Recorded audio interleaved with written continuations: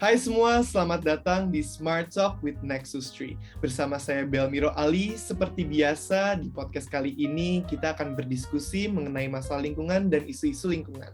Nah, kali ini kita akan berdiskusi mengenai teknologi insinerator. Sebenarnya teknologi insinerator tuh apa sih? Pasti kalian kepo kan? Kita langsung aja nih panggil narasumbernya. Ada Yobel. Hai Yobel. Hai, apa kabar semua? Apa kabar? Ini apa pendengarnya namanya?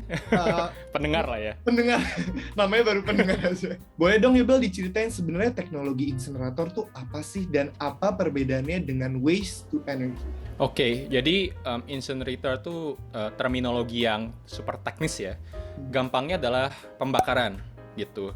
Pembakaran yang terkendali gitu ya, karena dia mengendalikan suplai udaranya. Kan sama kalau kita bakar sate kan, makin kencang kipasnya, makin besar apinya. Nah, dia mengendalikan aspek-aspek seperti itu. Tapi kalau kita lihat secara sejarah, dulu tuh orang bakar sampah. Jadi salah satu proses lah ya, mungkin kalau teknologi terlalu keren. Proses yang sudah lama ada tuh pembakaran. Nah, sekarang aja nih dinamain insinerator. Terus kalau ngomongin waste to energy, ini juga marketing terms gitu. Karena ya dulu orang nggak ngerti istilah energi kali ya, zaman peradaban Maya gitu kan, itu mereka bakar sampah juga kan waktu pindah ke tempat nomaden. Mereka nggak ngerti energi, belum ada bahasa Inggris gitu ya. Terus kayak ya udah sekarang kita kasih punya nama waste to energy. Nah, bedanya apa? Insinerator kan membakar sesuatu, sampah dalam konteks ini ya, terus menghasilkan panas. Nah, panas ini diambil, di-recover gitu, energi. Jadi kalau di Eropa, mereka nyebutnya sebenarnya bukan waste to energy. Klasifikasi legalnya adalah incinerator with energy recovery, dengan recovery energy gitu. Tapi energinya jenisnya apa nih? Ada yang panas. Kalau yang panas kan kayak kita ini aja ya, kayak perapian gitu, panas gitu diambil. Atau listrik. Nah, listrik ini sama kayak kita punya PLTU batubara. Dia kan membakar batubara, ya kan konsepnya sama, bakar sesuatu, menghasilkan panas.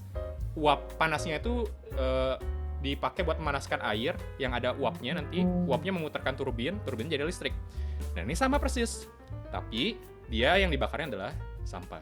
Jadi konsep waste to energy itu sebenarnya insinerator ditambah satu unit buat dia bisa merecover energi ini, baik dari bentuk listrik ataupun panas. Nah, kalau perbedaannya PSEL dan PLTSA itu seperti apa? Jadi di Indonesia tuh, nggak tahu kita hobi punya istilah kali ya. Jadi waste to energy itu bahasa Inggris kan. Bahasa Inggris. Di Indonesia bikin istilah baru, pembangkit listrik tenaga SA-nya tuh sampah. Kan kita ada PLTU, PLT apa gitu. Nah, ini sampah nih. Jadi pembangkit listrik tenaga sampah. Si pembangkit listrik tenaga sampah ini pada dasarnya adalah waste to energy. Kebayang nggak? Jadi hanya nama lain yang dikenalkan di Indonesia. Sedangkan PSEL juga adalah varian baru dari PLTSA gitu. Jadi it's just another marketing terms. Tapi yang kita perlu paham, ujung-ujungnya adalah dibakar sampahnya. Iya. Nah, kan yang kita tahu insinerator itu sudah digunakan di berbagai negara ya. Nah, bagaimana sih kesuksesan penggunaan insinerator itu di berbagai negaranya? Ya, memang kalau ngomongin insinerator, apalagi kalau dengar pemerintah ya, pasti biasanya ngomongnya gini, itu kan berhasil di Eropa. Berhasil nggak ya? Karena kalau kita lihat di Eropa, mereka udah punya 2018-2019, mereka mensepakati insinerator ini sudah tidak relevan, baik yang dengan energi recovery ataupun tidak. Jadi bakar-bakar sampah ini buat mereka ada satu aturan gitu ya di Uni Eropa, bahwa kegiatan membakar sampah insinerator ini tidak termasuk kegiatan ramah lingkungan karena dia melepaskan emisi karbon yang sangat besar. Jadi tidak match gitu dengan target perubahan iklim mereka, mengurangi gas rumah kaca. Yang kedua juga mereka menghambat mandat untuk target daur ulang. Karena kan mereka bakar plastik ya, atau bakar bahan-bahan yang sebenarnya bisa didaur ulang. Dan yang ketiga juga berdampak besar terhadap kesehatan masyarakat. Dan banyak studi di Eropa yang menunjukkan bahwa insinerator tuh yang walaupun pakai standarnya ini ternyata tidak menjamin bahwa itu bisa menghindari kita dari dampak kesehatan. Dan hal yang sama juga terjadi di Amerika. Amerika tuh sudah mulai adopsi waste to energy konsep ini yang dibakar itu sejak tahun 60-an, 70-an gitu ya. Oh, sudah. Iya, tapi mereka di tahun 2000-an kan kalau umur pembangkit listrik tuh atau fasilitas tuh biasanya 20 tahunan. Udah lewat 20 tahun nggak masuk ya budgetnya karena mahal. Makin lama dia beroperasi, satu dia kan harus bayar biaya operasional. Dan biaya operasional tuh semua orang setuju bahwa biaya operasional insinerator di pengelolaan sampah adalah yang paling mahal. Belum ngomongin soal pengendalian pencemaran udaranya ataupun limbah-limbah yang dihasilkannya, salah satunya kan abu. Nah, dengan alasan yang sama, di Amerika udah nggak ada insinerator baru. Mereka tinggal nyisa sekitar 20-30an insinerator dari ratusan. Karena satu, mereka dulu punya renewable energy credit yang diberikan kepada insinerator. Setelah menyadari bahwa bakar sampah ini bukan renewable energy sources, akhirnya mereka cabut kreditnya. Maka secara finansial makin nggak visible, makin nggak layak gitu secara finansial buat membiayai insinerator. Dengan hal yang sama dan banyak resisten perlawanan dari komunitas, insinerator di Amerika pun menurun. Jadi kalau kita bilang berhasil di negara-negara maju, faktanya nggak seperti itu.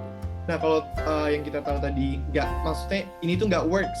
Nah, menurut Yobel tuh kenapa sih insinerator itu didorong sebagai solusi arus utama atau mainstream? Oke. Yang mendorong siapa? Itu kan pertama. Yep. Yang mendorong, kalau aku lihat kan aku bekerja di Global Alliance Incinerator Alternatives Network global, yang memang mendorong visinya adalah zero waste, bebas sampah dan bebas racun, bebas insinerator, seperti Nexus 3 tentunya. Yep. Nah, di situ kita sih melihatnya bahwa kayaknya orang-orang tuh ngerasa ini solusi cepat, karena kan ya kayak tinggal bakar gitu. Tinggal bakar, selesai gitu. Iya, padahal nggak tinggal bakar. Yeah. Logikanya gini, secara sains sudah clear, semua riset tuh ngomong membakar sampah, apalagi sampah tercampur yang ada plastiknya, logam beratnya, pasti menghasilkan racun juga. Ya toxic in, ya toxic out. Gitu. Yep. Masuk racun ya keluar racun, bahkan lebih parah racun. WHO ngomong insinerator adalah penghasil racun-racun yang harus dihindari. Konvensi internasional seperti Stockholm bilang insinerator adalah salah satu sumber polutan organik yang beracun yang harus di stop, dihindarkan, di phase out bahasa Inggris. Di Minamata Convention juga sama, diakui bahwa insinerator adalah sumber merkuri yang terbesar yang perlu di phase out juga. Jadi semua institusi dunia sebenarnya udah mengakui insinerator itu berbahaya. Tapi ada sense bahwa bangun insinerator itu solusi cepat. Nyatanya di Indonesia, kalau kita lihat Indonesia, kita udah punya berbagai inisiatif bangun insinerator dari tahun 2013-15 sudah ada. Tapi semua dilaksanakan? Belum? Tapi semua gagal. Oh, semua gagal? Kenapa? Gagal karena salah satunya yang dulu Jawa Barat ya. Jawa Barat dulu pengen bikin tuh 2015-an kalau nggak salah. Itu gagal karena satu diprotes warga. Ya tadi kan masalah racun dan sebagainya tidak transparan. Kedua juga ngabisin anggaran pemerintah daerah. Yang ketiga tentunya dia secara finansial nggak visible. Jadi waktu masuk tender, terus waktu dihitung ulang, siapa yang bayar biaya pengumpulan sampahnya, siapa yang bayar biaya pengolahannya, siapa yang ngurusin TPA-nya dan sebagainya. Proses administrasi dan birokrasinya tuh sulit gitu. Ini belum ngomongin sainsnya loh, ngomongin birokrasinya gitu. Dan ini yang terjadi juga baru-baru ini dengan PLTSA atau Waste to Energy Incinerator di Sunter di Jakarta Utara. KPK mengeluarkan satu studi gitu ya, mengingatkan gitu bahwa incinerator ini sebenarnya waste of money. Kenapa? Karena buat si incinerator ini secara finansial bekerja atau worth it gitu ya, dia harus disubsidi besar-besaran. Salah satu yang disubsidi adalah biaya beli listrik. Jadi biaya beli listriknya tuh lebih murah lah dibanding yang lain. Yang bayar siapa? PLN. PLN adalah perusahaan negara gitu. Nah, belum lagi ngomongin beban biaya ke pemerintah daerah. Kan ngumpulin sampah, ngangkutinnya, milahinnya, itu kan pemerintah daerah yang bayar. For 20 to 25 years, can you imagine?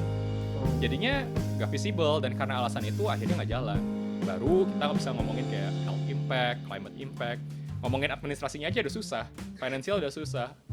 Kalau ngomongin yang lain-lain makin nggak visible gitu. Komponen insinerator atau WTE yang harus diperhatikan itu seperti apa sih emang? Aku punya background engineer, environmental engineer. Jadi aku cukup paham dengan proses membuat insinerator. Gampangnya gini, insinerator yang zaman sekarang itu sebenarnya cuma proses bakar sampah yang tertutup. Bayangin satu tungku bakar sampah tertutup, itu box pertama kamu, gitu. Tempat sampahnya dibakar. Kalau dibakar dia kan pasti melepaskan gas, ada abu gitu kan yang jatuh ke bawah gitu. Si yang lepas ini perlu ditangkap dong, kalau nggak jadi bermasalah ke lingkungan. Therefore ada box kedua yang dibikin, yaitu alat pengendali pencemaran udara gitu. Nah itu box kedua. Box kedua lebih mahal dari box pertama gitu dulu. Nah box kedua ini kompleks banget karena dia harus bisa bersihin gas. Kalau kita bakar-bakar kan suka ada debu-debu yang terbang kan, gitu. Nah masalahnya kalau kita bakar sesuatu di temperatur yang sangat tinggi sampai ribuan, debunya tuh kecil banget. Makanya kalau kita lihat orang bakar sampah kan kebul ya, jadi kayak banyak item-itemnya karena temperaturnya rendah. Nah sekarang kita punya abu yang sangat kecil, yang bahkan alat pengendali pencemaran udaranya aja nggak bisa ngefilter karena ukurannya nano, kecil banget gitu.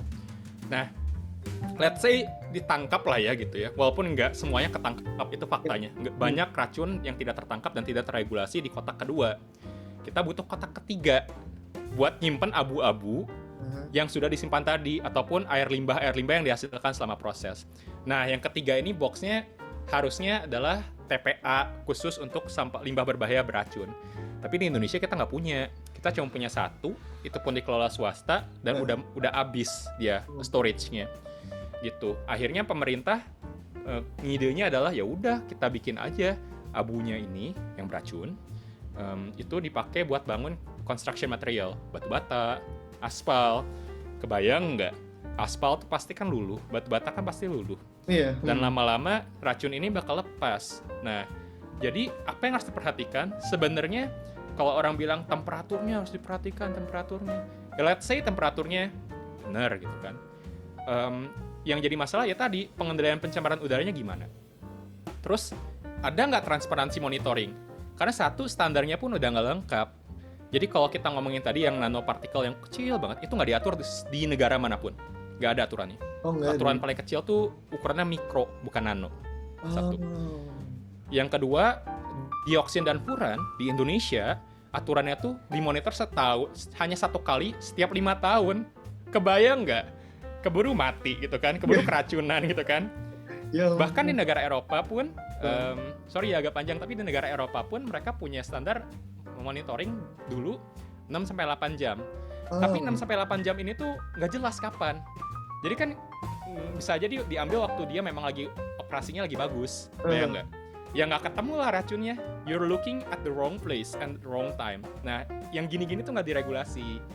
Terus yang lain juga, racun-racunnya tuh kan yang biasanya diregulasi tuh emisi yang keluar dari cerobong. Nah, tapi lupa ada abu nih. Nah, abunya ini tuh underregulated, bahkan nggak ada statement bahwa harus dites dioksin furan, dites apanya gitu, nggak detail gitu, bahkan nggak ada. Jadi abu ini yang jadi berbahaya dan malah sekarang dipakai buat construction material yang akan nempel mungkin di tembok rumah siapa gitu kan, di jalannya depan rumah siapa. Nah, ini yang jadi concern. Jadi semua part harus diperhatiin, tapi yang terutama kalaupun ada insinerator, sebenarnya box kedua dan ketiga ini tuh jadi pertanyaan besar. Memang kita mampu bayar? Memang kita mampu memonitor? Kenyataannya enggak. Khususnya Indonesia ya, apalagi tadi Yobel bilang kalau misalnya membuat insinerator tuh mahal banget ya. Nah, kalau dari sisi ekonomi, apa saja sih yang harus diperhatikan kalau kita beneran nih mau pakai insinerator? Ya, harusnya kita nggak pakai insinerator, karena it's not a solution. Itu harus clear dulu tuh. Gitu. Karena dia hanya mengubah masalah sampah domestik jadi masalah sampah beracun. Ya kayak kita bayar mahal hanya untuk mengubah satu masalah yang visual, yang manageable, yang ada gitu ya barangnya. Jadi sesuatu yang nggak kelihatan, beracun, dan lebih mahal untuk dikelola gitu. Nah, kalau secara biaya yang harus diperhatikan ya punya nggak uangnya. Karena gini, ceritanya aja kalau di Indonesia, kita tahu ada 200-an lebih tempat pembuangan akhir sampah yang ya realnya sih masih open dumping, masih buang sembarangan lah gitu ya, nggak dikelola dengan baik. Itu pun uangnya nggak ada kadang-kadang buat ngelola itu. Kita punya istilah namanya tipping fee, artinya biaya buat ngebuang sampah ke TPA, gampangnya gitu. Ada yang 200.000, ada yang 100.000 per ton sampah. Jadi kalau kita bayangin misalnya kota Bandung menghasilkan, let's say yang gampang aja ya, biar gampang hitungnya 1.000 ton per hari. 1.000 ton kali 200.000. Itu aja udah berapa per hari? Baru operasi buang sampahnya, belum mengelola limbahnya, belum yang lain-lain. Kasarnya kan gitu. Nah itu aja belum bisa bayar. kita juga sekarang belum bisa bayar buat pengumpulan sampah terpilah. Jadi sampahnya masih dikumpulin tercampur. Nah, apalagi bayar insenerator. Insenerator itu biayanya itu Berapa sih nominalnya kalau kalau kita kita pakai US dollar ya, biar kebayang kan rata-rata kayak gimana. Yap. Menurut World Bank 2018 tuh dia bilang insenerator itu dia kurang lebih $140 lah per ton untuk operationalnya. Sedangkan composting itu cuma $50 per ton gitu. Jadi itu aja dari composting ke incinerator udah 2 kali lipat harganya. Kalau kita ngomongin yang lain-lain, misalnya pengumpulan pasti jauh lebih murah dari itu gitu. Dan kalau pengumpulan kita invest buat petugas sampah, larinya uangnya ke siapa? Bukan ke uang asing atau perusahaan yang nggak dikenal, tapi ke tenaga kerja lokal. Jadi pertanyaannya bukan cuma berapa uang yang dikeluarkan, tapi kemana uangnya lari. Aku rasa itu sih yang perlu kita bahas juga. Nah, tadi dibilang insenerator itu ngeluarin emisi yang berbahaya. Nah, kira-kira berdampak nggak sih sama isu krisis lingkungan? Oke, kalau iklim jelas. Jadi Gaia tahun lalu mengeluarkan satu riset terbaru. Kita coba hitung gitu ya, lihat berapa sih kan kalau krisis iklim kita ngitungnya karbon, ya kan? Berapa sih karbon yang dilepaskan, berapa sih greenhouse gases atau gas rumah kaca yang lepas? Nah, waktu kita hitung ternyata si gas rumah kaca dari insenerator itu 2 kali lebih banyak daripada pembangkit listrik tenaga uap dari batubara, PLTU batubara. Jadi kebayang nggak saat seluruh dunia sedang memberhentikan semua PLTU batubaranya, kita adopsi proses yang lebih polutif, yang lebih karbon intensif dan lebih sama-sama intensif racunnya gitu ya ke Indonesia. Jadi nggak nyambung gitu. Terus kalau kita ngomongin, tapi kan ngasilin listrik. Nah, kita hitung aja berapa sih cost-nya gitu ya. Kan kita bisa ngitung tuh berapa rupiah yang keluar per megawatt hour per jumlah listrik yang dihasilkan. Kalau kita bandingin insenerator sama panel surya gitu ya, solar energy, itu tuh 4 kali lipat loh lebih mahal insenerator daripada solar energy. Kalau kita bandingin sama coal power plant, PLTU batubara, insenerator tuh masih lebih mahal 25% ngasilin energi. Ada beberapa alasan. Pertama, kalau kita di Indonesia, kita cuma dapat energi listrik. Kita nggak butuh tenaga panasnya. Kalau di Eropa, mungkin mereka masih butuh. Masih pakai kalau lagi musim dingin. Kita nggak pakai. Sedangkan listrik yang dihasilkan tuh cuma 25% dari energi yang kita punya dari sampah. 75%-nya tuh panas. Panasnya nggak dipakai. Jadi super nggak efisien. Gitu. Jadi ya sangat mahal, sangat polutif. Dan kalau kita ngomongin transisi menuju energi bersih, jelas ini bukan energi bersih.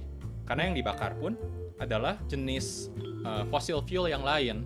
Jadi kasarnya kalau orang bilang, kita kan mengurangi batu bara, ya sebenarnya bukan mengurangi, kita hanya mengganti satu fossil fuel, batu bara, dengan fossil fuel lainnya, yaitu contohnya adalah plastik yang terbuat dari minyak bumi. Nah, ngomong-ngomong krisis iklim, di Indonesia itu kan WTC masih masuk ke dalam kelompok energi terbarukan. Kalau di negara lain itu seperti apa? Menarik ya. Cuma di Indonesia kita punya istilah nyeleneh sendiri gitu ya. Nyeleneh maksudnya tuh beda sendiri lah, beda banget gitu. Kita nyebutnya energi baru dan terbarukan. Terus kayak, kenapa dicampur-campur? Tapi terlepas apa yang ada di Indonesia, sebenarnya kalau kita lihat sampah tuh kan ada isinya ada banyak banget material. Salah satunya plastik. Logika sederhananya ya plastik itu dari minyak bumi, so it's not renewable. True. Anak SD pun diajarin rasanya. Kalau apa sih yang terbarukan, apa yang enggak. Kalau lihat di Filipina, terus juga di Amerika, di Eropa gitu, di negara-negara lain, banyak yang mengkategorikan dengan jelas. Kalau bakar plastik itu bukan terbarukan. Kalau bakar fossil fuel itu nggak terbarukan. Nah, masalahnya adalah di kita sepertinya sense-nya adalah digabung-gabungin aja gitu, sampah gitu, tanpa kesadaran atau pernyataan bahwa sampah ini isinya berbagai material. Ada sampah organiknya, ada metal, logam kan juga dari hasil mining, which is non-renewable. Jadi dari sense itu aja nggak bisa dibilang renewable. Kalau kita lihat lagi statement dari IPCC, jadi kayak satu badan dunia yang mengatur yang ngurusin soal krisis iklim gitu ya, atau perubahan iklim. Mereka bilang syaratnya renewable energy itu ada 2 kurang lebih. 1, dia harus bisa terus diperbaharui. dengan kecepatan yang tidak kalah dari kecepatan konsumsinya. Let's say kita ngomongin soal plastik yang dari cassava gitu ya, dari singkong gitu ya. Kalaupun singkong renewable bisa dibikin terus, tapi apakah kecepatan singkongnya diproduksi dengan kecepatan kita membakar si plastik singkongnya ini sama? Kalau enggak, in that sense, enggak renewable juga karena enggak match up gitu kan. Apalagi fossil fuel yang jelas-jelas enggak terbaharui dalam jangka waktu ribuan tahun. Nah, itu satu. Yang kedua, indikatornya adalah menurut IPCC harus low carbon atau rendah karbon. Maksudnya waktu diproses atau digunakan, dia tidak melepaskan emisi karbon yang besar. Sedangkan kita tahu, industri plastik adalah industri yang sangat intensif karbon. Karena sebelum dia dikonsum aja atau dibakar, sepanjang mata rantainya tuh udah ngeluarin emisi karbon dari ekstraksi dari kilang minyak, industri petrokimia. Jadi ada istilah plastic is the new coal gitu. Nah, kita bakar itu tuh, yang jelas non-renewable, jelas itu karbon intensif. Kalau menurut Yobel itu lebih baik energi itu dari sampah atau dari batu bara yang lebih baik untuk bumi?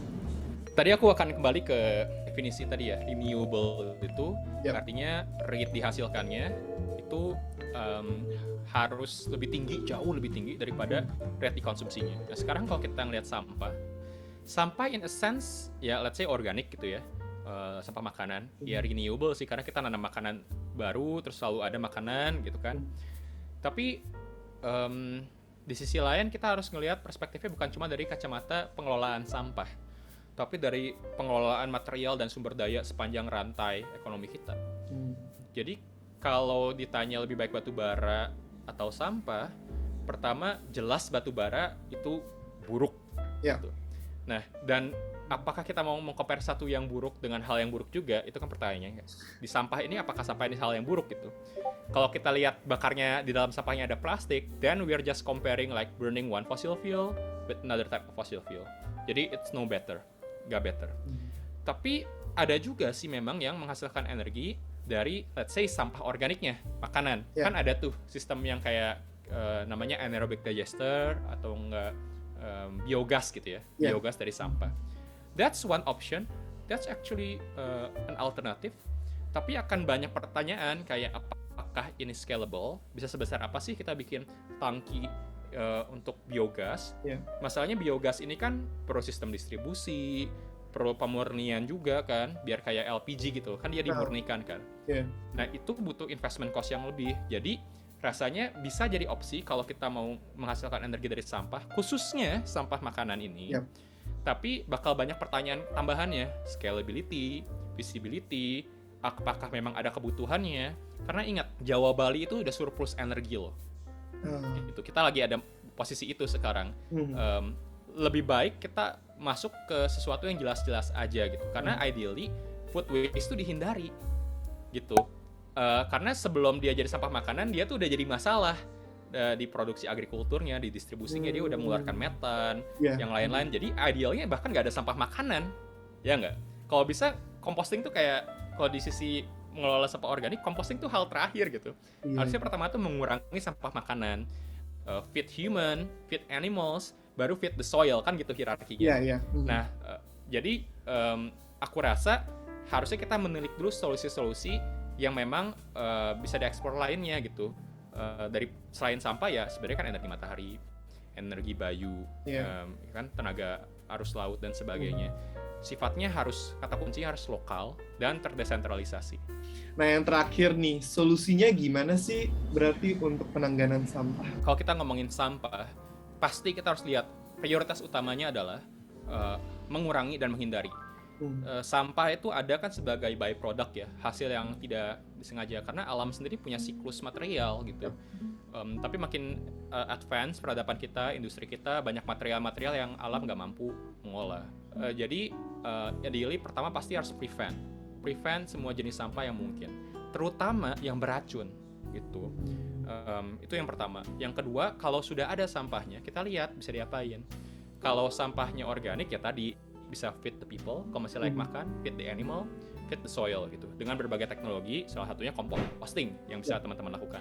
Tapi kalau ngomongin yang material lain-lainnya, nggak semua bisa didaur ulang. Bahkan daur ulang di satu tempat belum tentu works di tempat lainnya. Kayak bank sampah di kota A sama kota B tuh nerima material yang berbeda karena memang setiap tempat punya pasarnya sendiri, punya teknologi masing-masing. Jadi sebisa mungkin didaur ulang, tapi nggak selalu bisa didaur ulang. Dan sisanya ini kan adalah masalah desain, ya kan? Nah, jadi sambil tunggu diri desain produknya, yang pasti harus dilakukan adalah kita jangan merubah masalah yang ada ini, yang udah bermasalah si desain produknya, jadi sesuatu yang beracun. Ada sih istilah sekarang kan yang bukan tuh circular economy ya. Yep. Tapi nggak semua tuh harus disirkulerin gitu loh. Nggak semua tuh harus diekonomiin atau diduitin gitu. Kalau kita lihat residual ini banyak masalah racunnya loh, yang mungkin jadi another topik dari podcast ya. Yeah. Tapi yang racun ini jangan disirkulerin, paham nggak? Jangan dipaksain buat disirkulerin gitu. Nanti kejadian kayak tadi, abu dari let's say batu bara atau nggak abu dari insenerator dipakai buat bangun rumah, bangun jalan. Jadi ekonomis sih, iya, tapi jadi racun. Dan racun ini meracuni kita, bukan kita aja sih, tapi generasi yang akan datang, calon anak kita, adik-adik kita yang kita sayang. So don't do that. Nah, sementara solusinya adalah simpan dulu. Sambil orang-orang yang memproduksi ini harus bertanggung jawab nih sama sampahnya. Kasarnya gini, masa lo yang bikin masalah gue yang beresin? So they have to invest in technology, credible, transparan, untuk menyelesaikan masalah ini yang bebas racun, yang bebas masalah, dan affordable. Gitu. Daripada dibakar, yang malah menjadikan masalah baru yang lebih kompleks dan lebih mahal dan tentunya sangat beracun. Wah, ternyata seperti itu ya penjelasan tentang teknologi insenerator. Wah, pastinya sekarang aku dapat banyak insight ya dari sini. Mungkin sebelumnya yang aku pikir Wisu Energy itu bekerja, tapi ternyata nggak sama sekali, sama aja, mau batu bara, mau sampah, itu sama aja. Nah, untuk kalian di sini yang mau Nexus 3 untuk mengundang narasumber lainnya, atau mau misalnya ngomongin tentang isu-isu lain, kalian bisa tuh komen di bawah, di kolom chat box. Dan juga jangan lupa untuk like, subscribe, share, and turn on the notification. Jadi kalau ada video-video baru, kalian bisa klik dan juga langsung nonton. Dan jangan lupa untuk kunjungi website kami di www.nexus3foundation.org dan juga follow Instagram kami di @focusnexus3 dan juga ada Twitter, Facebook, dan TikTok. So, I'm Belmiro Ali, sign out. Bye-bye. Thank you, Bel, atas waktunya. Thank you. Have a nice day.